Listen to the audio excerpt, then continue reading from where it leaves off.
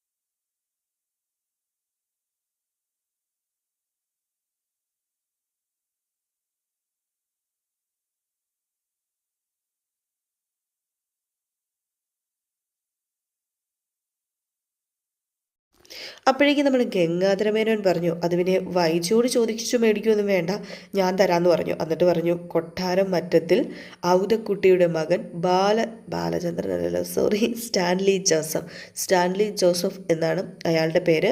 വീട്ടുപേര് കൊട്ടാരം മറ്റത്തിൽ എന്നാണ്. പുനലൂരാണ് താമസിക്കുന്നതെന്ന്. എന്നിട്ട് ഗംഗാധരൻ ചോദിക്കണല്ലേ, ഇതിപ്പം കിട്ടിയിട്ട് എന്തിനാ ബാലചന്ദ്രൻ, അതിൻ്റെ ആവശ്യം എന്താ? അതിൻ്റെ ആവശ്യം എന്താണെന്ന് ചോദിച്ചാലേ, ദേ നിൻ്റെ പെങ്ങള് ഇത്ര വർഷം മുമ്പ് പ്രസവിച്ച് ആ പെങ്കൊച്ചില്ലേ, ആ പെങ്കൊച്ചിൻ്റെ തന്തയുടെ കയ്യിലേക്ക് ആ പെങ്കൊച്ചിനെ ഏൽപ്പിക്കാൻ വേണ്ടി തന്നെയാണ്. അല്ല ഇതൊക്കെ വലിയ പ്രശ്നമാവില്ലേ ബാലചന്ദ്ര? ഇപ്പം സ്റ്റാൻലിക്ക് ഒരു കുടുംബം ഉണ്ടെങ്കിൽ അവരുടെ കുടുംബം കുട്ടിച്ചോറാവില്ലേ? അവരുടെ കുടുംബത്തിൻ്റെ സമാധാനം പോവില്ലേ? ഓഹോ, അപ്പോൾ എൻ്റെ സമാധാനം പൊക്കോട്ടെ എന്നല്ലേ? ബാക്കി എല്ലാവരുടെയും സമാധാനത്തിന് വേണ്ടി എൻ്റെ കുടുംബം കുട്ടിച്ചോറായതിൽ ഇവിടെ ആർക്കും ഒരു കുഴപ്പമില്ല. കൊള്ളാം കൊള്ളാം കൊള്ളാം. പെങ്ങടെ കാമുകനെ സംരക്ഷിക്കുക, പെങ്ങടെ കാമുകൻ്റെ കുടുംബത്തെ സംരക്ഷിക്കുക. ഇത് വല്ലാത്തൊരു വിശാല ഹൃദയമായി പോയല്ലോ ഗംഗേട്ട. ആയിക്കോട്ടെ, നിങ്ങൾ ആരെയൊക്കെ സംരക്ഷിക്കാൻ ശ്രമിച്ചാലും എനിക്ക് ഒന്നേ പറയാനുള്ളൂ, എന്നെ വഞ്ചിച്ചവരെ, എന്നെ ചതിച്ചവരെ ജീവിക്കാൻ ഞാൻ അനുവദിക്കില്ല. ഈ പകയുണ്ടല്ലോ, അത് ഈ മനസ്സിൽ നിന്നും ഒരിക്കലും കെട്ടടങ്ങാൻ പോകുന്നില്ല. ഇനിയിപ്പം എന്താ ചെയ്യേണ്ടതെന്ന് എനിക്ക് നന്നായിട്ടറിയാം. കൊട്ടാരം മുറ്റത്തിൽ ഔതക്കുട്ടിയുടെ മകൻ സ്റ്റാൻലി ജോസഫ്, നേരിട്ട് പോയി കാണുക, കണ്ട് സംസാരിക്കുക. 23 വർഷം മുമ്പുള്ള കഥകളൊക്കെ വ്യാഖ്യാനിച്ചു കൊടുക്കുക. എന്നിട്ട് അലീനെ അവിടെ ഏൽപ്പിക്കുക. അപ്പോഴത്തേക്കും വീണ്ടും നമ്മുടെ ഗംഗാധരമേനോൻ ചോദിക്കുന്നുണ്ട്, ബാല അതിൻ്റെ ആവശ്യമുണ്ടോ ബാല? നിനക്ക് നീ ചെയ്യാൻ പോകുന്നത് കടുകയാണ്, കുടുംബങ്ങളെല്ലാം താറുമാറാകും. ഇപ്പം നിൻ്റെ കുടുംബം തന്നെ താറുമാറായിട്ട് നിൽക്കുന്നത് കണ്ടില്ലേ? ഇനി വേറൊരു കുടുംബവും കൂടെ നിനക്ക് താറുമാറാക്കേണ്ട കാര്യമുണ്ടോ? ആര് താറുമാറാക്കി?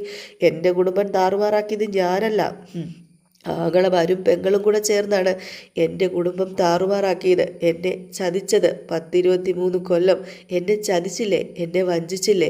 ഒന്നും അറിയാതെ ഒരു വാലാട്ടിപ്പട്ടിയെപ്പോലെ അവളുടെ പുറകെ ഞാൻ നടന്നില്ലേ?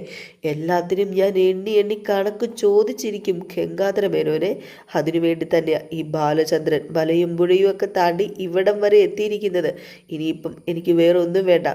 അഡ്രസ്സ് ഫുൾ എനിക്ക് സെൻഡ് ചെയ്തേക്കണം, പിൻകോഡ് സഹിതം.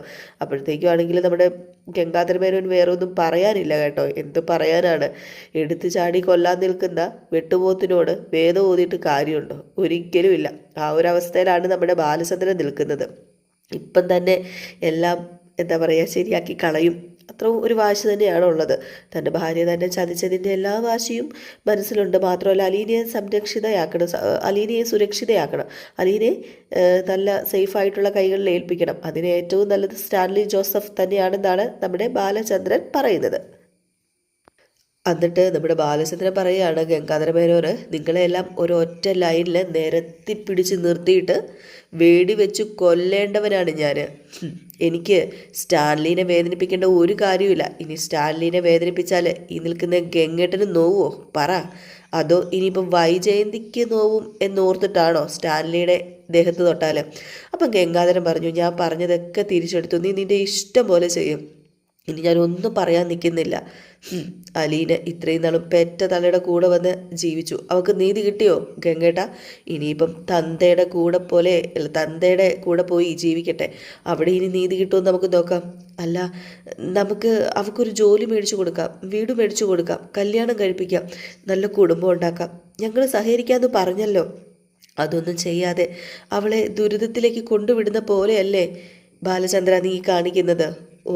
അവൾക്ക് ദുരിതത്തെ സുഖമാക്കി മാറ്റിയെടുക്കാനുള്ള നല്ലൊരു കഴിവ് ദൈവം കൊടുത്തിട്ടുണ്ട്. എവിടെ പോയാലും അവൾ പിടിച്ചു നിൽക്കും. അതുമാത്രമല്ല, കേണൽ സ്റ്റാൻലി ജോസഫ് ഒരു മകളെ ജനിപ്പിച്ച് ഞാനൊന്നും അറിഞ്ഞില്ലേ എന്നും മട്ടിൽ കൊട്ടാരമറ്റത്തെ ആട്ടുതൊട്ടിൽ സുഖിച്ചങ്ങി ഇരുന്നാൽ മാത്രം പോരാ. അലീന എന്ന പേരിലൊരു മകളുണ്ടെന്ന് അറിയട്ടെ, അവളെ ഒന്ന് കാണട്ടെ, അവളെ ഒന്ന് കണ്ട് സ്വന്തം മകളായിട്ട് അംഗീകരിക്കട്ടെ. ആണത്തമുള്ളവനാണെങ്കിൽ ഏറ്റെടുത്ത് സംരക്ഷിക്കും. അയാൾക്ക് വേണ്ടെങ്കിൽ ഞാൻ വേറെ പണി നോക്കിക്കോളാം, അവളെ ഞാനങ്ങനെ വിട്ടുകളയത്തൊന്നുമില്ല. പക്ഷേ ജീവിച്ചിരിപ്പുണ്ടെങ്കിൽ എനിക്ക് അലീനയെ കൊടുക്കണം, അവളുടെ അച്ഛൻ്റെ കൈകളിൽ ഏൽപ്പിക്കണം. അല്ല, നീ വന്നത് വൈജയന്തി അറിഞ്ഞായിരുന്നോ ബാലചന്ദ്ര? അവൾ കൊല്ലപ്പള്ളിയിലല്ല താമസിക്കുന്നത്, ഞാൻ പറഞ്ഞിട്ടൊന്നുമില്ല. അല്ല, നീ സ്റ്റാൻലി കാണാൻ പോവുകയാണെന്ന് ആർക്കെങ്കിലും അറിയാമോ? ഇല്ല, ആർക്കും അറിയത്തില്ല. ഞാൻ ഒറ്റയ്ക്കെടുത്ത തീരുമാനമാണ് ഇതൊക്കെ, ഞാൻ ഒറ്റയ്ക്കെടുത്ത തീരുമാനം. ഞാൻ ആരോടും കുട്ടിഘോഷിച്ചിട്ടല്ല ഗംഗേട്ട ഇങ്ങോട്ടേക്ക് വന്നത്. എൻ്റെ തീരുമാനങ്ങൾ എൻ്റേത് മാത്രമാണെന്ന്. ഏതായാലും ഇത് കഴിഞ്ഞിട്ട് പിന്നെ കാണിക്കുന്ന സീനെന്ന് പറഞ്ഞാൽ കുട്ടിപ്പട്ടാളങ്ങളെല്ലാവരും കൂടെ ചേർന്ന് രാത്രിയൊക്കെ ആയിട്ടോ, എന്നിട്ടും ഉല്ലസിച്ച് ഇങ്ങനെ നടക്കണം. അങ്ങനെ രേവതി ചോദിക്കുകയാണ്, അതെ വീട്ടിൽ പോകണ്ടേ? അല്ല, ഈ അലീന ചേച്ചിയും ബബിത ചേച്ചിയും കൂടെ കൈ കഴുകാൻ പോയതാണോ കുളിക്കാൻ പോയതാണോ?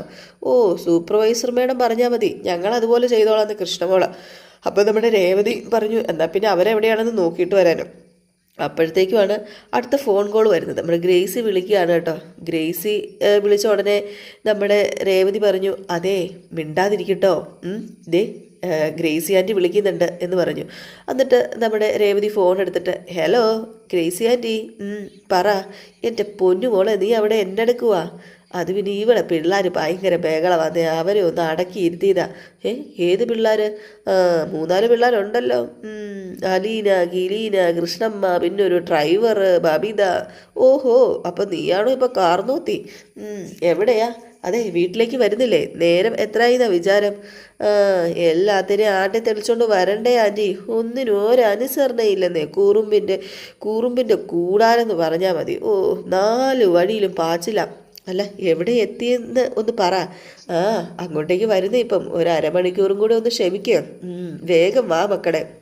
മാമച്ചായ 2-3 തവണ പറഞ്ഞു പിള്ളേരെ കണ്ടില്ല എന്ന്. ഞങ്ങളിപ്പോൾ വരാം, ഇപ്പം തന്നെ എത്തും. മാമച്ചനോട് ഇവിടെ സമാധാനമായിട്ടിരിക്കാൻ പറ, ഫോൺ വെച്ചേ എന്ന് പറഞ്ഞ് രേവതിക്കുട്ടി ഫോൺ വെച്ചു. അപ്പോഴത്തേക്കും നമ്മുടെ രോഹിത്, അതെ വണ്ടി എടുക്കണോ? ഓഹോ, ഇതൊക്കെ ചോദിക്കണോ? എത്ര നാളായി പണിയെടുക്കാൻ തുടങ്ങിയിട്ട്? അയ്യോ, വിവരക്കേട് കൊണ്ട് ചോദിച്ചു പോയതാണേ, മാപ്പാക്കണേ. ഒരു തവണത്തേക്ക് വേണമെങ്കിൽ രോഹിത്തിനോട് ക്ഷമിക്കാം. ക്ഷമിച്ചല്ലോ. ക്ഷമിച്ചു, ഒരു തവണത്തേക്ക് ക്ഷമിച്ചു. ഏതായാലും ഈ സമയത്ത് നമ്മുടെ രോഹിത് വണ്ടി എടുക്കാൻ വേണ്ടി കാറിലങ്ങ് കയറി കേട്ടോ. രേവതിയാണെങ്കിൽ അലീനേനെയും കൃഷ്ണമോളെയും ബബിതേനെയൊക്കെ കാത്തു നിൽക്കണം. അങ്ങനെ അവർ ഡ്രൈവ് ചെയ്ത് നേരെ നമ്മുടെ ഗ്രേസിയുടെ മാമച്ചൻ്റെ അടുത്തെത്തി. എന്നിട്ട് നമ്മുടെ അലീന ചോദിച്ചു, അല്ല ഗ്രേസി ആൻറ്റി ബാബച്ചനങ്ങളും കൂടെ ഇറങ്ങിക്കാണും അല്ലേ? നമ്മൾ ലേറ്റായി പോയോ? അവരൊക്കെ കിടക്കാൻ സമയമായില്ലേ? എവിടെ എൻ്റെ അലീനേച്ചി, അവരിപ്പോഴൊന്നും ഉറങ്ങത്തില്ലെന്നേ. നിങ്ങൾ നിർബന്ധം പിടിച്ചോണ്ടാണ് നമ്മളിപ്പോൾ തന്നെ എത്തിയത്. അവരുടെ കൂടെ ആണെങ്കിലേ നമ്മളിവിടെ എത്തുമ്പോൾ ഒത്തിരി രാത്രിയാകും. അല്ല, ഫുഡൊക്കെ നീ എടുത്തായിരുന്നോ മേടിച്ചത്? ഫുഡൊക്കെ എടുത്തു, അതൊക്കെ എൻ്റെ കയ്യിൽ തന്നെ ഉണ്ടല്ലോ. അപ്പം നമ്മുടെ രോഹിത് പറഞ്ഞു, കുഞ്ഞിപ്പിള്ളേരുടെ കളിപ്പാട്ടങ്ങളൊക്കെ വണ്ടിക്കകത്ത് തന്നെ കിടക്കട്ടെ, അതൊക്കെ പിന്നെ നമുക്ക് എടുക്കാം. ഓ ശരി രാജാവേ, എല്ലാവരും അനുസരിച്ചാക്കണം കേട്ടോ, തല പോകുന്ന കേസാണ് രേവതിക്കുട്ടി. അപ്പോൾ അലീന പറഞ്ഞു, വാ കയറി വാന്ന് പറഞ്ഞു. അങ്ങനെ ഇവരെല്ലാവരും കൂടെ അകത്തേക്കൊക്കെ കയറി പോവുകയാണ്. പിന്നെ കാണിക്കുന്ന സീനെന്ന് പറഞ്ഞാൽ നമ്മുടെ ബാലചന്ദ്ര മേനോനെയാണ് കേട്ടോ. അങ്ങനെ ബാലചന്ദ്ര മേനോൻ അന്ന് അവിടെ തങ്ങിയില്ലോ, അന്ന് അവരവിടെ ഹോട്ടലിൽ തങ്ങിയിട്ട് ആണ് നേരം വെളുത്ത് എണീക്കുകയാണ് പോകാനായിട്ട്. ഏതായാലും ഈ സമയത്ത് നമ്മുടെ ബാലചന്ദ്രമേനോൻ ഫ്രഷായി എണീറ്റിങ്ങനെ ഫ്രഷ് ആവുകയാണ്. നേരെ ബ്രഷൊക്കെ ചെയ്ത് ഡ്രസ്സൊക്കെ ചേഞ്ച് ചെയ്ത് ഇങ്ങനെ വരുമ്പോഴത്തേക്കും ഗോവർദ്ധനാണ് ഭയങ്കര ഉറക്കം എന്ന് പറഞ്ഞാൽ ഭയങ്കര ഉറക്കം. ഗോവർദ്ധനാണേൽ എന്താ പറയുക, അതുപോലെ ഉറങ്ങുകയാണ്. 2 പെഗടിച്ചായിരുന്നല്ലോ, അപ്പോൾ അതിൻ്റെ ക്ഷീണമൊക്കെ ആയിരിക്കാം പുള്ളിക്കാരന്. ബാലചന്ദ്രൻ എന്ത് ചെയ്യുന്നു, ഗോവർദ്ധനാ എടാ എണീക്കടാ, എടാ ഗോവർദ്ധ എടാ എണീക്കടാ എന്നൊക്കെ പറഞ്ഞ് വിളിക്കുക. ഇത് എന്തൊരു ഉറക്കമാടാ ഇത്. അപ്പോഴത്തേക്കും നമ്മുടെ ഗോവർദ്ധനൻ, അല്ലേ എന്തു വെച്ച് ബാലേട്ട, എന്തെങ്കിലും വയ്യായികയുണ്ടോ? ഓ, പൂസ് ഇതുവരെ മാറിയില്ലല്ലേ? അല്ല പിന്നെ ബാലേട്ട, നേരം വെളുത്തോ? പോകാറായോ? നേരം വെളുത്തിട്ട് കുറേ നേരമായി. തനിക്കിനി ഒന്ന് വെളിവ് വീടാ മതി. എണീക്ക്. അയ്യോ, സമയം ഇത്ര ആയായിരുന്നോ? ഞാൻ അറിഞ്ഞില്ല ബാലേട്ട, സോറി, ഞാനൊന്ന് കിടന്ന് ഉറങ്ങിപ്പോയി. ഉഷു, ഇത് വല്ലാത്ത ഉറക്കമായി പോയല്ലോ. അല്ല, തണുപ്പൊക്കെ ആസ്വദിച്ച് താൻ ഉറങ്ങിയതല്ലേ, ഞാനും ഉറങ്ങട്ടെ എന്ന് വെച്ചു. അത് പിന്നെ ബാലേട്ട 2 കഴിക്കണമെന്നേ ഉണ്ടായിരുന്നുള്ളൂ. എന്നിട്ട് എന്ത് പറ്റി? ആരെങ്കിലും നിർബന്ധിച്ച് കുടിപ്പിച്ചോ നിന്നെ? അല്ല, 2 അടിച്ചപ്പോൾ ഒന്നും ആയില്ലെന്ന് തോന്നി. എന്നാൽ പിന്നെ ഒന്നുകൂടെ അടിക്കാൻ ഓർത്തു. അത് അടിച്ചത് മാത്രമേ എനിക്ക് ഓർമ്മയുള്ളൂ, പിന്നെ ഒന്നും എനിക്ക് ഓർമ്മയില്ല. ആ ഫ്ലാസ്കിലെ ബ്ലാക്ക് കോഫി ഇരിപ്പുണ്ട്, അതും കുടിച്ചിട്ട് വേഗം കുളിച്ച് റെഡി ആയിട്ട് വാ. പെട്ടെന്ന് റെഡിയാവണം കേട്ടോ. പെട്ടെന്ന് റെഡിയാകാൻ ബാലേട്ട, ഒരു 10 മിനിറ്റ് എന്ന് പറഞ്ഞ് നമ്മുടെ ഗോവർദ്ധനൻ റെഡിയാകാനും അങ്ങ് പോയി. അങ്ങനെ നമ്മുടെ ഗോവർദ്ധനൻ വന്നിട്ട് ചോദിച്ചു, അല്ല കേണൽ സാറ് വന്നായിരുന്നോ? അല്ല ബാലേട്ടന് ഉദ്ദേശിച്ച കാര്യങ്ങളൊക്കെ പുള്ളിയുടെ അടുത്ത് നിന്ന് കിട്ടിയോ? ഏകദേശം കാര്യങ്ങളൊക്കെ കിട്ടി, താൻ റെഡിയായിട്ട് വാ, ബാക്കി വിശദാംശങ്ങളൊക്കെ ഞാൻ പോയിട്ട് പറയാം എന്നിങ്ങനെ പറഞ്ഞു കേട്ടോ.